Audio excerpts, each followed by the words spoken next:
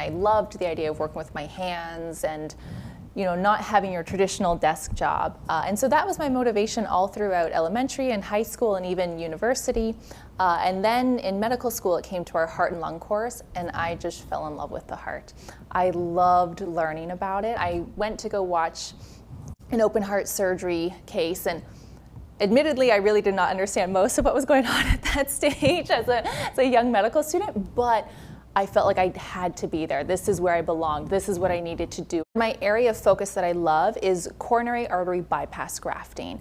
And so that's really, one of the most common surgeries in heart surgery, but the way I approach it is slightly different.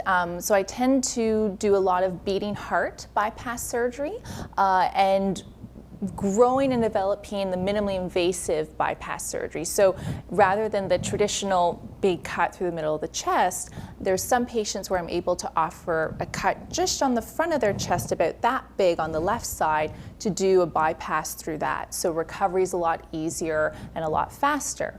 But being at the Cleveland Clinic, we do all types of surgeries. So I do aortic valve surgeries, mitral valve surgeries, tricuspid valve surgeries, ascending aorta surgeries. With the first visit, there's a lot of things I hope to accomplish, because sometimes you only meet once, with the surgeon or with the patient before surgery. So I think the biggest thing in the back of my mind is I want to build that relationship, build that rapport. I want to get to know you, but I want you to get to know me. I feel it's so important for patients to trust their surgeon and believe in their surgeon, because it's open heart surgery, and it's a scary thing to trust a surgeon that they're going to do their best and do what's right for you. I think initially the really rewarding part is, the day after surgery, when I get to see them in ICU and they're awake and they're feeling relatively okay for having just had surgery, let's be honest, but they're feeling good, and you see that relief on their face and in their eyes that they made it through.